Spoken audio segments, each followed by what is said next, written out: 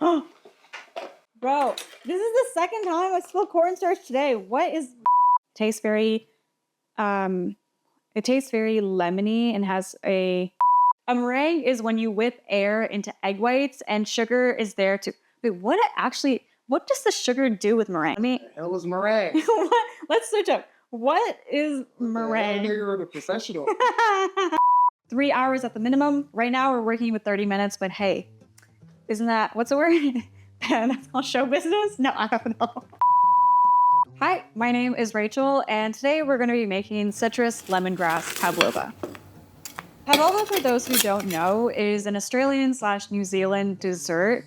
It's a baked meringue that's generally topped with whipped cream or pastry cream and some fruits, and it's commonly eaten during the summer because I feel like the last thing you want when it's really hot outside is a really rich and sweet dessert. I like to make this dessert all year round because it's winter right now in California and citrus are really in season. And because I don't have much of a sweet tooth, I'm not normally a fan of desserts except for this one because it feels like you're just eating a cloud that's really tangy and citrusy and super bright, and it just wakes you up.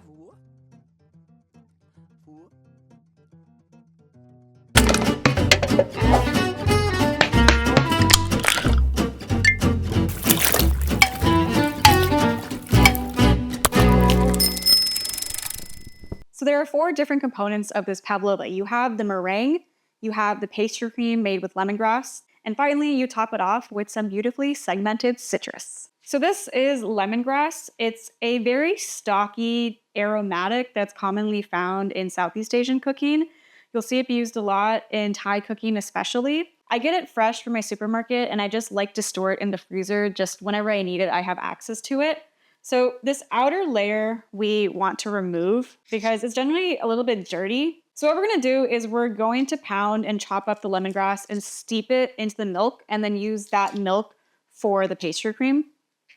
If you've never had lemongrass before, it smells and tastes very lemony and very citrusy, which is why it pairs so well with citrus itself.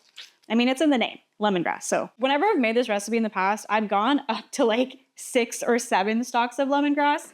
So you can definitely use more if you want. Today, we're only using 4. It just really depends on how strong you want it. So I'm just gonna cut off the ends here. You just wanna get the parts that haven't touched any dirt. These end parts are really tough and don't have a lot of flavor, so we can just toss them. Little trick, if your cutting board is moving around a lot, you can just put a towel underneath and that'll help it from sliding. Before we use it, we want to pound the lemongrass to make sure it gets out all the flavor. So you can use a mallet, you can even use maybe a wine bottle or the back of your knife.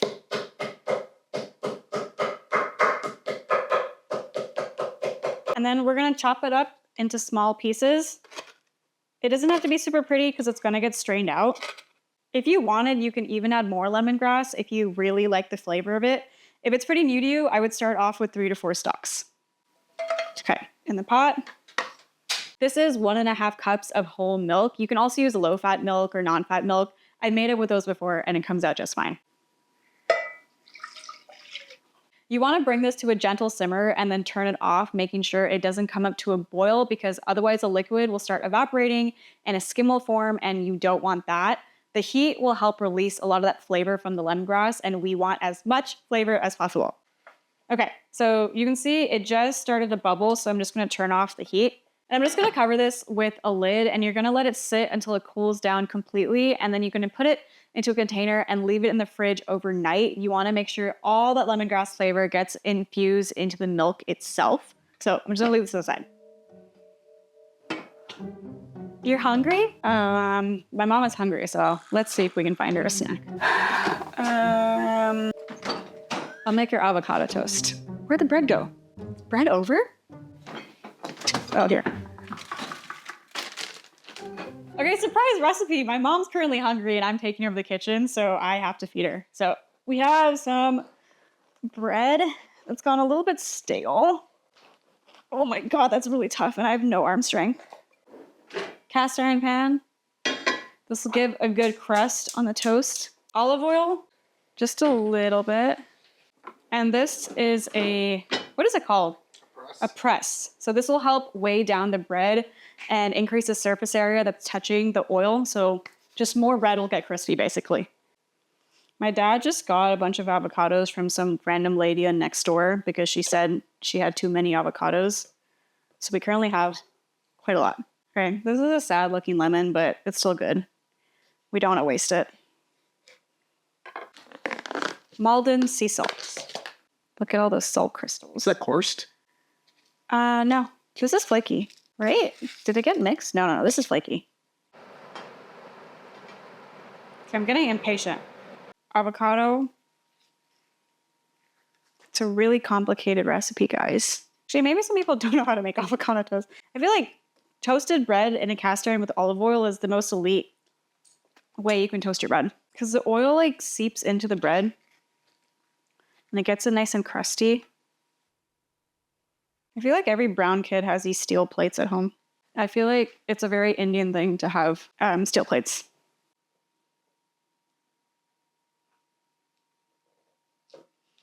And salt. Okay. Let's go give this to my mom. Mommy? Mother? Mom! I need you food. Are you gonna be kind of? You're feeling bad? Because you can't access the kitchen. So sweet. Okay. Now let's move back on to the pastry cream. So this is the milk where the lemongrass has been steeping in. I was only able to steep it for 30 minutes because we're filming, but normally I would do this overnight. So we can pretend this is nice and cool from last night and then in the fridge. And we're gonna put it through a sieve. And we're gonna get all that lemongrass out and press it just to make sure we get all that milk. And we're just gonna press and press until it's all gone. You can also alternatively, if you have cheesecloth, put it into that and then squeeze it. That would be really good. But I don't have that, surprisingly. I feel like this kitchen has everything. So now we're gonna get a pot onto medium-high heat. And we're gonna add in our milk from the lemongrass. And we're gonna bring this up to a gentle simmer. While that's simmering, we're gonna whisk together our 4 egg yolks, the ones that were remaining from making the meringue, our sugar, and our cornstarch. So if you take out the lemongrass and you flavor it with vanilla or any other spices, you have yourself a really good base recipe for pastry cream.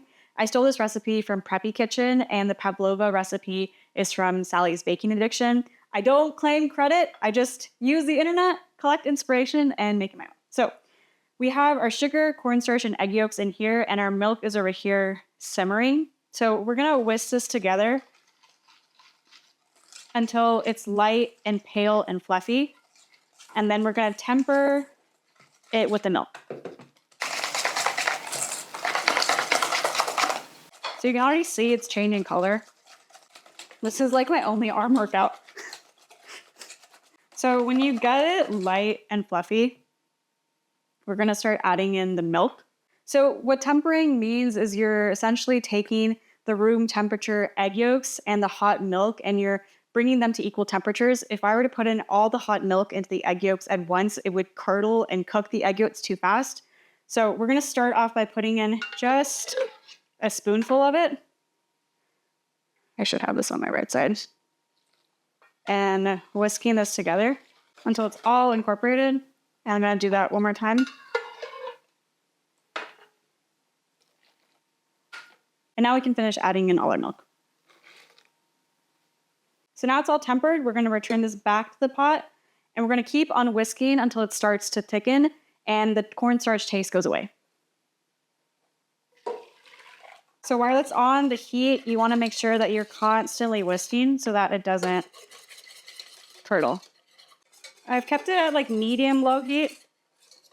Oh wow, so lemongrass is only in there for 30 minutes, but you can smell it. On the side, I'm just keeping ready a bowl with a sieve on top. And we're gonna try our best not to curdle it, but we're just gonna pass it through the sieve to catch any curdled egg yolks that got through our way. And it also just helps keeping it really smooth. So you can see now it's just starting to thicken. And this happens really fast. Okay, let's taste it. Yeah.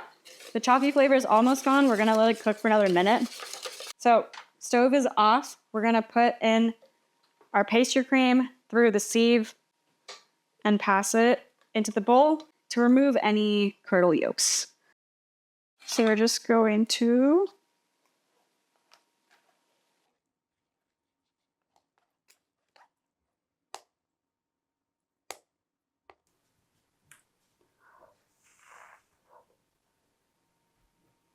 Thank you.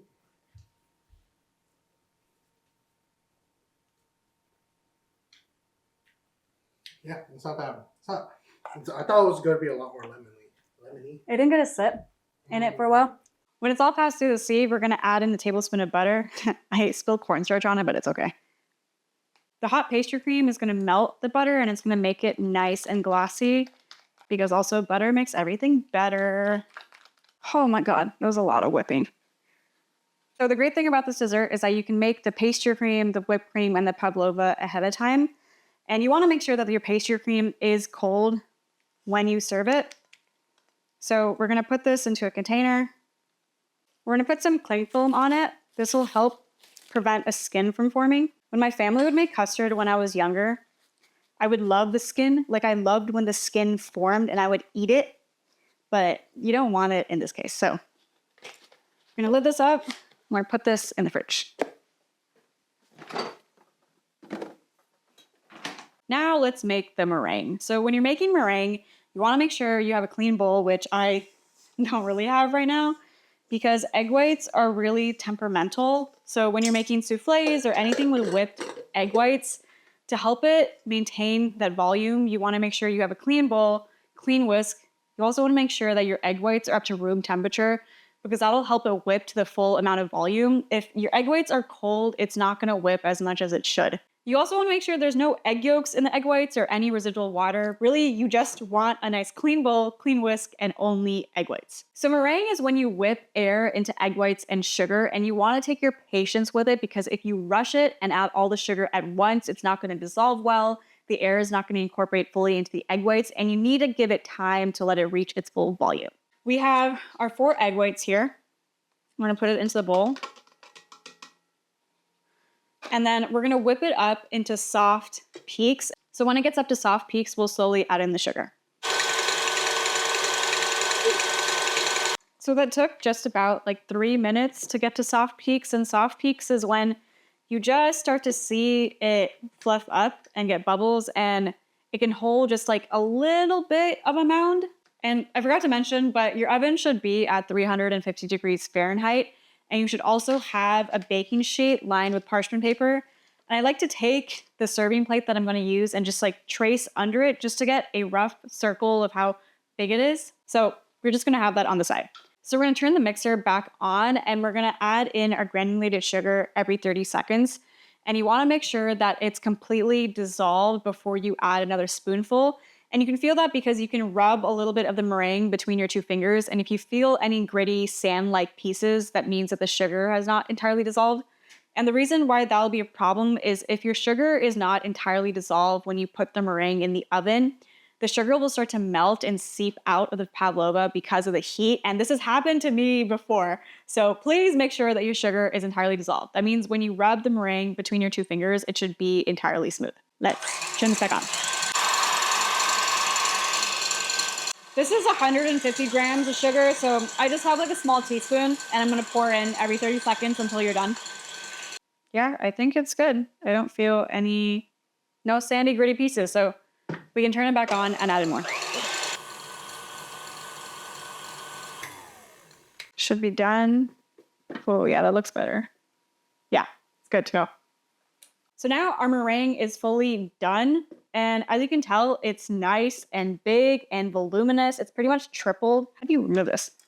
So I'm doing this backwards. So it's tripled in volume. It has nice stiff peaks and it's nice and glossy and white. And this is what you're looking for when you're making a meringue. So now that the sugar is dissolved, we wanna add in our cornstarch and vinegar. Instead of vinegar, you can use cream tartar or lemon juice. So what this does is that it acts as an acid and it helps to trap in the air bubbles into the pavlova and prevent it from collapsing. And cornstarch just helps to stabilize it. So we're gonna add in half a teaspoon of cornstarch. and half a teaspoon of vinegar, and just give it like a 10-second mix to make sure it's incorporated.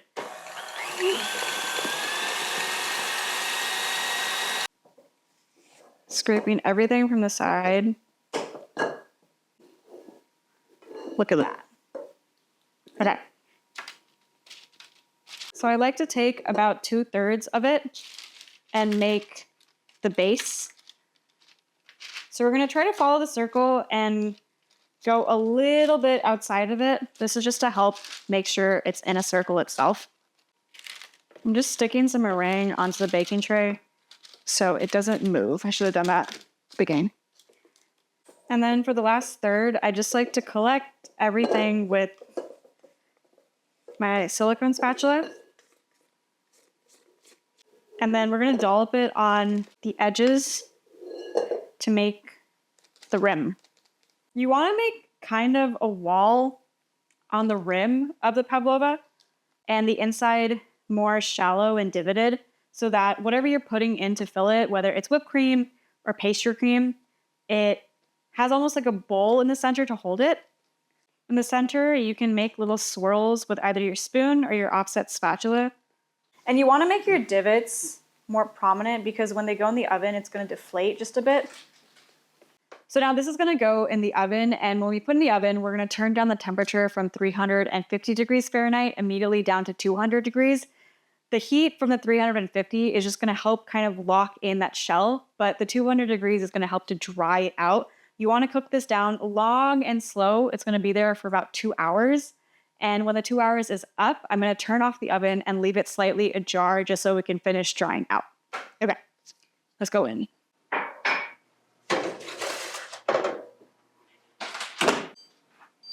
Cool. Now let's move on to the garnishes of the pavlova. I like to use citrus for the specific type of pavlova, and I have a good variety of different citrus. I have a pomelo, blood orange, caracara orange, as well as a regular navel orange, and then some limes for zesting on top. You can really use anything you have. Grapefruits work really well. Ooh, I forgot about grapefruits. Grapefruits are really good. Now we're gonna supreme our citrus. So supreming basically means we're gonna cut the flesh out of in between the membranes of the citrus, and that will just make it look really nice and clean. Fun fact, when I used to work at a now Michelin star restaurant, my first and only job was supreming grapefruits, so I got decently good at it. At least we'll see, but back then I did not have as sharp of a knife as I do now, so it was a lot harder. You're gonna start by cutting off both ends of the citrus, and then you're gonna take your knife, you're gonna start just above where the pit starts, and you're gonna go down in like a curved motion to just remove off all the pit. You can try your best, and you always turn it over to get more off if you didn't get it all off. What we're looking for is removing as much of the pit as possible while keeping enough of the flesh still intact. You want to cut off as little flesh as possible. I would always get in trouble at the restaurant because I would be really stingy with the flesh because I wanted to make sure we didn't waste as much of the flesh, but the restaurant cared more of the presentation, which makes sense. So he wanted me to cut off more, but I just didn't want to waste it. It's okay. Now I'm in my home kitchen, so I can do it the way I want to. We have our little segments of fruit. You're going to see where the two lines start. You're going to take a smaller knife and cut just inside the first line and just inside the other to make almost like a triangle with your knife. And then you have a segment. And if you have a little bit of membrane on the inside or a seed, you can just cut that off. And that's a segment. So I'm going to put it into a bowl with a little bit of a strainer just so any extra liquid can drop off. And now I'm going to spend the next 20 minutes segmenting these fruit.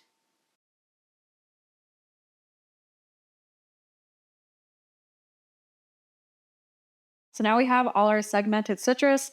You can see how pretty they look. You can't see any membrane or pith in here.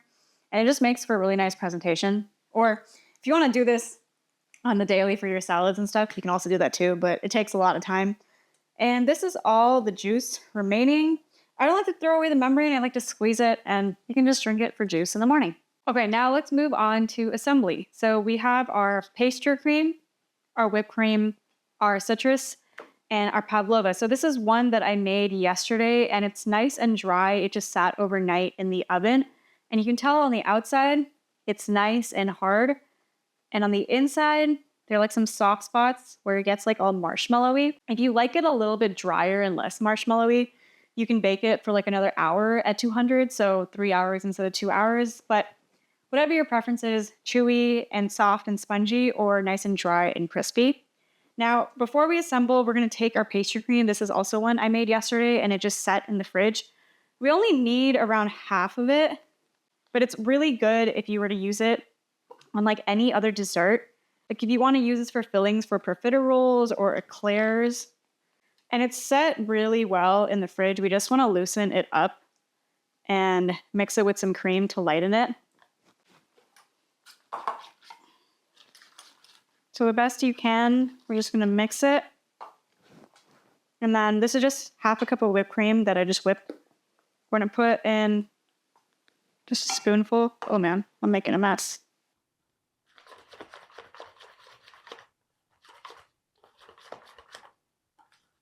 And then we're going to just add it all to our cream. This is just a bigger bowl, so I'm going to put it in there. It'll just be easier. You want to do nice sweeping motions on the outside and then pull it in the center and then rotate your bowl so that it's evenly mixed. Good to go. I've made this recipe so many times, so I know it's a crowd favorite. I want to taste it.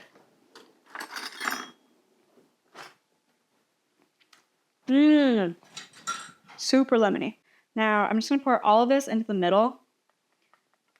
It's super helpful to have those divots that we made earlier that will hold all the cream. Just push it a little bit out. Now we're going to take our citrus, and this is where you get to have fun. You get to arrange it however you'd like. You can even put on like candied citrus slices, like candied orange. I've done like wine poached pears, white wine. Whatever you want.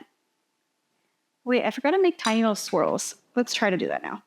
I should have done this before, but we can do it now. Okay. It's okay.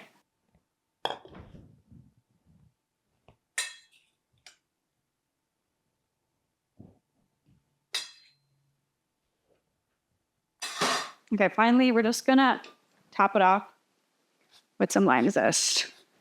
Look at the green. It just makes such a difference.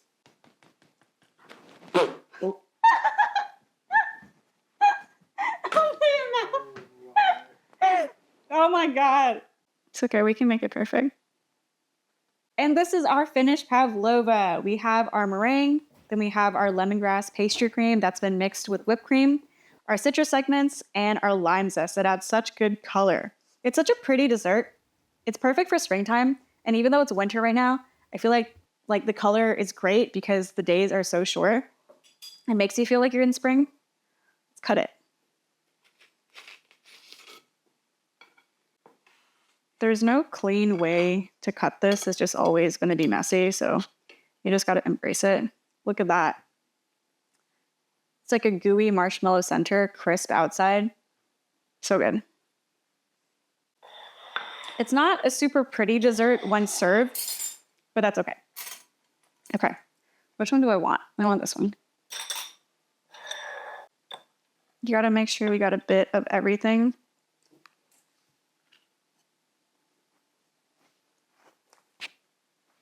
That was good. Oh my God, it's so good. I normally make it more on the crispy side than I do on the marshmallow side, so this was the first time I made it more marshmallow-like. It's so light and refreshing. It tastes like lemonade, but better.